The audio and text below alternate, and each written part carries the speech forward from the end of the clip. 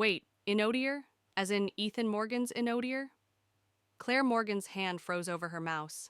The name on the internal acquisition shortlist blinked on her screen like a personal insult.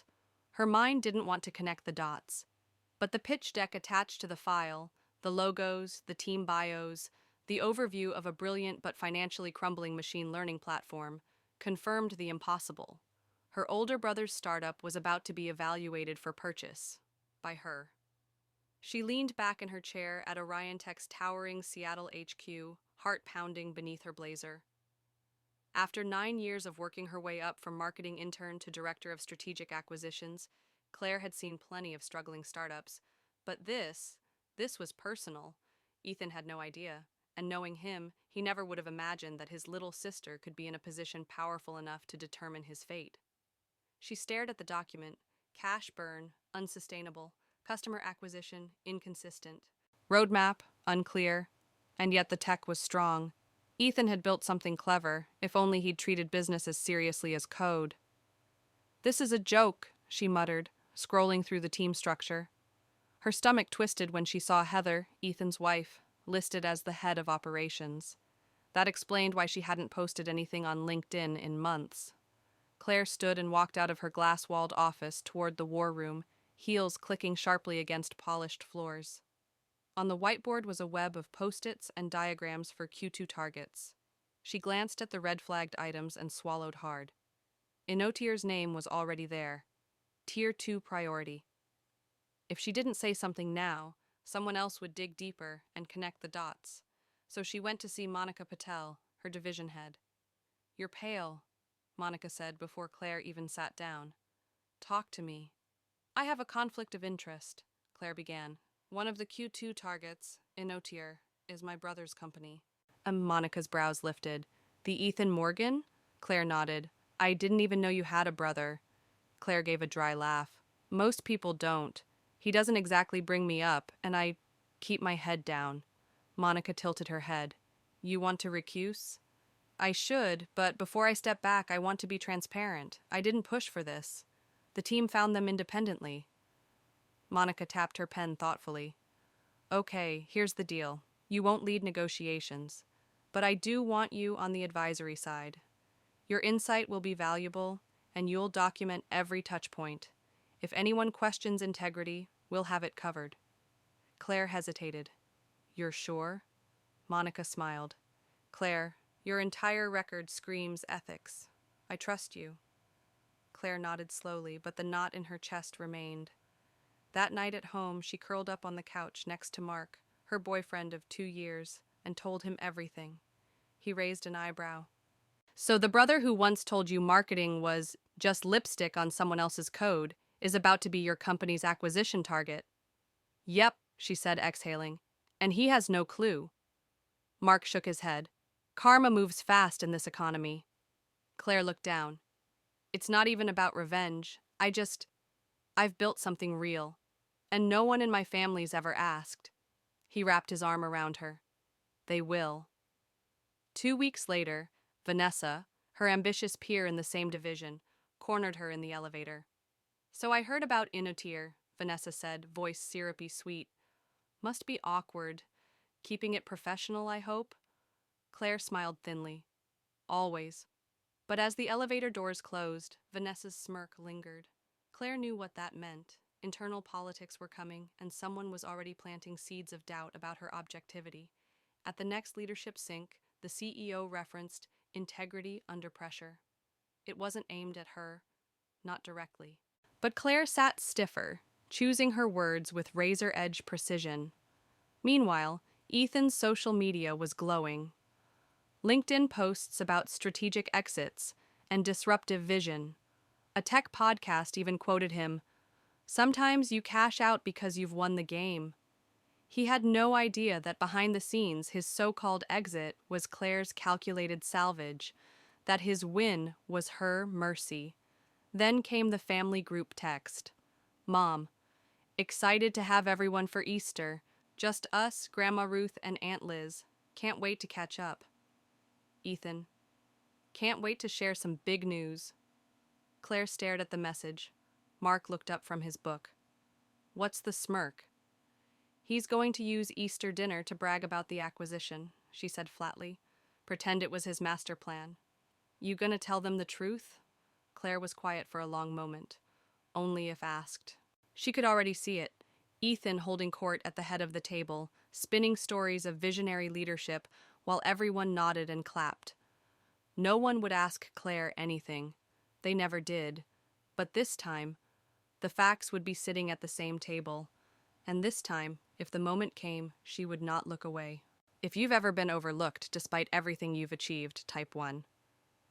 And sometimes, Ethan said loudly, raising his glass mid-sentence, you just know when to sell. Timing is everything in tech. Claire stopped cold at the dining room doorway. Her mother's Easter table glowed under soft chandelier light, but the tension in the air was sharp enough to cut through honey-glazed ham. Ethan, already mid-toast, stood with a smirk, surrounded by nodding relatives, basking in praise.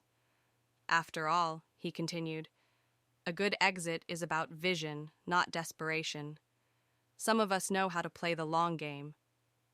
The room erupted in polite laughter. Claire felt her stomach knot. Her boyfriend, Mark, gave her hand a subtle squeeze under the tablecloth as they took their seats. On her right, Grandma Ruth sat already watching Ethan with thinly veiled amusement. Across from her, Ethan's wife Heather avoided eye contact. Claire hadn't planned on speaking. She told herself she would remain quiet unless directly asked. But the bile rising in her throat now tasted like humiliation. He was rewriting the narrative in real time, and everyone was eating it up. Dad beamed. We're proud of you, son. That's what success looks like. Claire's fork barely touched her plate. Claire, honey, Aunt Liz said sweetly. How's work going for you? Still with, what was it, synergy? Synthiso? Claire opened her mouth, but Ethan cut in, chuckling. Orion Tech, Aunt Liz. She's still there, making the PowerPoints look good. More laughter. She looked at Mark, who looked ready to speak up, but she squeezed his hand back. Not yet. Claire's mom interjected. She's doing very well, Ethan. Oh, I'm sure she is, he said, eyes gleaming with condescension. But let's be honest, corporate jobs are safe. They don't come with the kind of risk real innovation demands. Claire took a sip of water to cool the fire building in her throat. Ethan leaned in, elbows on the table. Startups are where the action is. You build something. You fight for funding, make tough calls. You don't just manage spreadsheets and campaigns. The table grew quieter. Heather stared at her wine. Then came the moment. Grandma Ruth, casually spearing asparagus, said, Is that why Claire's company had to rescue yours? The room froze. Forks paused midair. Heads turned. Ethan blinked. What? Grandma dabbed her mouth with a napkin. I'm simply asking if Orion Tech acquired Inotier because their IP was stronger. Seems like they recognized value where it was hidden. Dead silence. Claire glanced at her mother, who looked horrified. Her father seemed confused. Heather let out the smallest exhale, almost relief. Wait, Dad said slowly. Claire's company bought Ethan's? That's not what happened, Ethan snapped. It was a strategic move. I chose to sell. Claire had nothing to do with it. All eyes turned to her. Claire could feel the blood rushing in her ears, but her voice came out steady. I'm Director of Strategic Acquisitions at Orion Tech. I've been in that role for almost 2 years. Ethan's face went pale. That's impossible. You never said anything. When would I have said something, Ethan? She asked calmly. At Thanksgiving, between your monologues about neural networks and your explanation of why I'm not in real tech, murmurs around the table. Uncle David blinked as if seeing Claire for the first time. You're saying you were part of buying a Inotier? Dad asked. I was. I recused myself from direct negotiation, but yes, I was the one who flagged Inotier as a viable target. Heather looked at Ethan. I saw Claire's name on the paperwork. I thought you knew. You knew? Ethan barked. I thought you knew, Heather said quietly. Why wouldn't you? This is sabotage, Ethan growled. You've always hated that I was ahead. You couldn't stand it, so you waited for a chance to take control. Claire shook her head. No, Ethan. You burned through capital with no plan. We didn't buy your company to humiliate you. We bought it to salvage the tech. And your job? We kept it out of goodwill. You're not better than me, he hissed. You don't understand the pressure of building from scratch. You don't understand the pressure of staying silent while your family praises someone who can't even balance a burn rate, Claire said. Mom's voice cracked. Claire. No, Mom. Let's call it what it is. I've spent years letting him minimize me because I thought keeping the peace mattered. But this isn't peace. It's delusion. Ethan stood, fists clenched. You'll regret this. Grandma Ruth stood too. You regret things when they aren't true, Ethan, but nothing she said was false. His jaw twitched. He stormed out of the room, knocking over a chair. The door slammed. The table remained frozen. Aunt Liz turned to Claire. You're really the director of acquisitions? Claire nodded slowly. And I've been quiet long enough. If you've ever had to prove your worth in front of people who never asked, type 2. The email subject line stopped Claire cold. Internal Ethics Review. Response required by EOD. She clicked it immediately. Inside, the Orion Tech compliance team requested a meeting regarding her involvement in the Enodier acquisition. The language was cold, clinical, and formal. Allegation of non-disclosure from peer-level complaint. Potential breach of neutrality policy. Claire's heart sank. She didn't need a name. Vanessa had finally played her card. Across the office, Vanessa pretended not to notice Claire reading the message. She was chatting with two junior analysts, smiling like a queen watching her rival stumble. Claire sat back in her chair, trying to regulate her breathing. This wasn't just about family anymore. This was about the career she had built, quietly, carefully, and with more integrity than most people in that building. A single false perception could unravel it all. By 3:00 p.m., she was sitting across from HR and legal counsel. Claire, said Monica, her department head already in the room, this is procedural. We just want clarity. Claire nodded, steady. I disclosed my relationship with Enotier's founder before our review began. Monica approved my advisory role with full documentation. I recused myself from negotiations. Every file is traceable. The compliance officer raised an eyebrow. You're saying this was flagged in advance? Yes, Monica confirmed. It's in the internal audit trail. I stand by her conduct. The meeting lasted 30 tense minutes. When Claire walked out, she passed Vanessa in the corridor. Vanessa smiled without looking. Busy afternoon? Claire didn't smile back. You overplayed it. Vanessa's eyes flicked toward her. Did I? Claire leaned in, her voice calm but pointed. HR now knows you sat on ethics committees and still raised a flag without checking the chain of documentation. You tried to weaponize policy to climb. That never ends well. She walked away without waiting for a reply. That night, Claire sat on her couch rereading the family group thread. Silence had hung over it for 2 days since Ethan's dramatic exit at Easter dinner. Then came a message. Ethan, you free to talk? Claire stared at the screen. She thought about ignoring it, but after a beat, she typed, Claire, call me. 10 minutes later, she stepped out onto her apartment's balcony just as her phone buzzed. Hey, Ethan said, voice scratchy. Hey. A long pause. I've been a jerk, he said. Claire leaned against the railing. That's one word. I didn't know you were that high up at Orion Tech. I didn't know a lot of things. You didn't ask, she said simply. Another pause. I thought I had to be the golden child, he admitted. The one with the tech mind.